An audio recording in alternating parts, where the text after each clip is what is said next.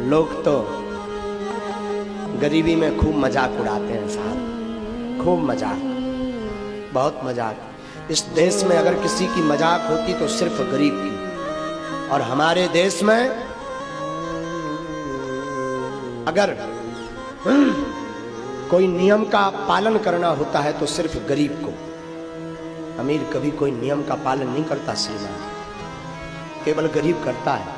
Mask भी लगाता है तो सिर्फ गरीब लगाता है। चालान की बाजी आती है तो गरीब का चालान होता, कभी बड़े आदमी का कोई चालान नहीं हुआ। बड़ी विचित्र स्थिति है महाराज, गरीबी बहुत विचित्र है। हमने अपने जीवन काल में बहुत नजदीक से गरीबी देखी, बार बार स्मरण आ जाता है। कहना नहीं चाहिए, अच्छा नहीं लगता, पर साहब सत्य तो आखिर सत्य होता है। हम अपने जिस गांव में रहते थे साहब, जहां हमारा गांव है मध्य प्रदेश में छतरपुर के पास में, उस गांव के हम ब्राह्मण हैं। और गांव के ब्राह्मण थे, परिवार में हम घर में अपने सबसे बड़े थे, भाइयों में, बहन में, भाई में और बहन में। महाराज पिताजी कुछ करते नहीं थे, तो हमने अपने घर में रहकर, जहां हम रहते थे, 8 वर्ष तक भीख मांगी।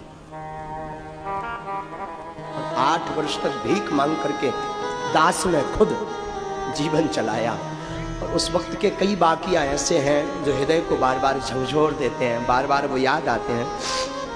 हम जब पढ़ने जाते थे गांव में, खैर ये, हाँ सुनो, जब पढ़ने जाते थे हम गांव में, तो हमारी आदत थी बचपन से ही महाराज तिलक लगाने की। हम बचपन से तिलक लगाते थे। तो सरकारी स्कूल में पढ़ते थे, क्योंकि पैसा तो था नहीं, भीख मांग करके भोजन करते थे। माता पिताजी भी थे, भीख मांग करके अपना परिवार चला। स्कूल में पढ़ने जाते थे, हमें बार बार स्मरण है, स्कूल में जब हम पढ़ने जाते थे तो छोटे छोटे जो हमारे मित्र थे, बच्चे,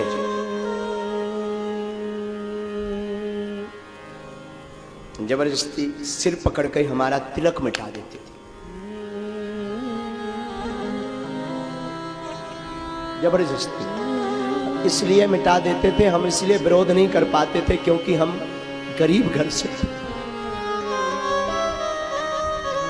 कोई जब उत्सव होता था 26 जनवरी या 15 अगस्त, तो सबके नए नए कपड़े होते थे।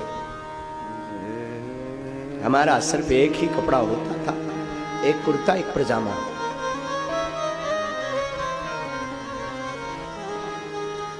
बचपन था हमारा, हमें वृंदावन पढ़ने जाना था, भागवत। उस वक्त 2000 रुपए किराया नहीं था।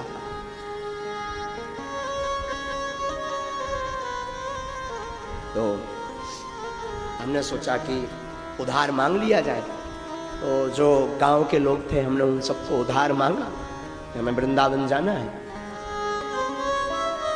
2000 रुपए उधार चाहिए।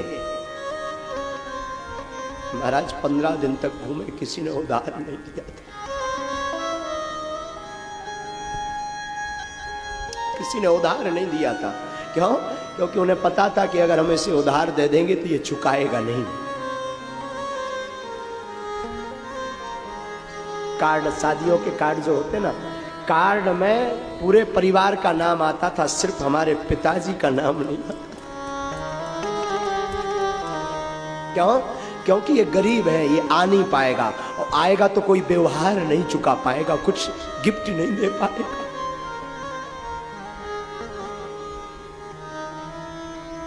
महाराज फिर हम अंत तो गत्वा वृंदावन जा ही नहीं पाए। लेकिन उस समय में भी हमने हनुमान जी के चरणों को नहीं छोड़ा।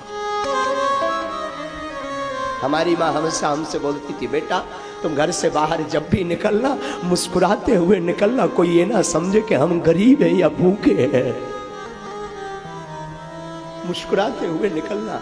साहब ये दास अगर बैठा है तो अपनी माँ के कारण बैठा है। मेरी माँ ने मुझे जीवन में बहुत कुछ सिखाया। मेरी माँ बोलती थी, बेटा जब भी घर से बाहर निकलना मुस्कुराते हुए निकलना, कोई ये ना समझ पाए गरीब है और भगवान तुम्हारा कोई नहीं, सिर्फ भगवान है। और साहब ये बात माँ ने बार बार हमारी बुद्धि में रखी, उसका परिणाम है कि एक दिन हनुमान जी ने भी हमारा हाथ पकड़ लिया। वो दिन है कि आज का दिन है साहब। मैं अपनी आप बीती बताता हूं, 4-4, 5-5 दिन तक पार्ले जी, उस जमाने में 1 रुपए का आता था, छोटा पैकेट पार्ले जी, 1-1 रुपए का पार्ले जी खा खा करके पेट भरा हमने, 1-1 रुपए का। उस वक्त कोई उधार नहीं देता, भिक्षा में, ब्राह्मण का काम भिक्षा मांगना है साहब, बुराई नहीं थी, ब्राह्मण का तो काम है भिक्षा मांगना। हम अपना कर्तव्य करते थे, कर्म करते थे। लेकिन मैं लोगों की मानसिकता बता रहा हूं। उस जमाने में जब भिक्षा मांगने जाता था तब लोग ताने देते थे, फिर आ गए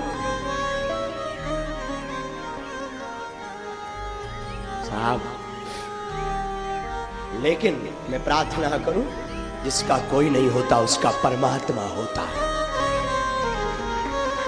वो दिन है कि आज का दिन है। हमने हनुमान जी को कभी छोड़ा नहीं साहब। हम कहते रहे जैसी तुम्हारी इच्छा। मेरी माँ बोलती रही, बेटा तुझे चिंता नहीं करना, तू तो केवल भगवान का भजन कर। और हनुमान जी ने ऐसी पूंछ घुमाई कि आज बागेश्वर धाम पर हर महीने में 70,000 लोग निःशुल्क भंडारा पाते हैं।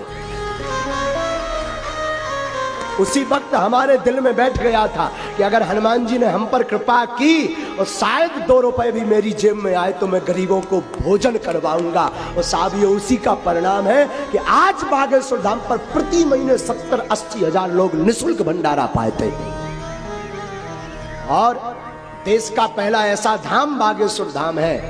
हम कहते हैं ना, किसी बड़े आदमी की बेटी की शादी हो तो करोड़ों रुपए उसके तोहफे में आ जाते हैं, हाँ या ना, करोड़ों लाखों। और किसी गरीब के घर पर शादी हो तो हम आप ही मात्र 100 रुपए का लिफाफा लेके जाते। हमने विचार किया क्या करना चाहिए, इसलिए बागेश्वर धाम पर हमने संकल्प लिया गुरु कृपा से कि धाम पर जो भी चढ़ोतरी आएगी उससे गरीब कन्याओं का विवाह करेंगे। मैं प्रार्थना करना चाहता हूं नागपुर महाराष्ट्र के आप सबसे, आप एक घड़ी बड़े आदमी का इनविटेशन छोड़ देना, बड़े आदमी के घर पर जाना छोड़ देना, पर एक बात गांठ बांध ले, गरीब गरीबी के कारण अगर आपको कार्ड भी ना दे पाए तो बिना बुलाए जाना और उसके घर पर कुछ देकर जरूर आना। इतना जरूर कर। तुम्हें सौगंध है अपने ईमान की, सौगंध है तुम्हें अपने ईमान की, क्योंकि साहब इनका तो सिर्फ परमात्मा होता है। और मैं व्यासपीठ से बोलूं तो बुरा नहीं होगा, जिसका कोई ना हो आ जाना हमारी गली में। बागेश्वर धाम खुला था, खुला है, खुला रहेगा।